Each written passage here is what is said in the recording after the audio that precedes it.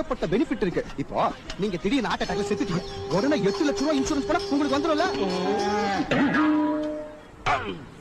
அத விடுங்க சார், இன்னைக்கு வாழ்க்கை நிரந்தரம் இல்ல சார். நீங்க ரோட்ல நடந்து போயிட்டே இருக்கீங்க, திடீர்னு ஒரு லாரி வந்து அப்படியே அடிச்சு கூழ் ஆயிட்டீங்கன்னு வச்சுங்க, 12 லட்சம் ரூபாய் பணம் உங்களுக்கு வந்துரும் சார்.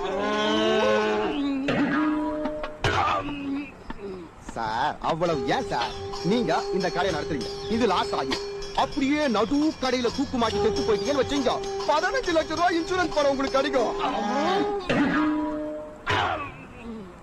பேசுங்க சார், என்ன சார் பேச மாட்டீங்க?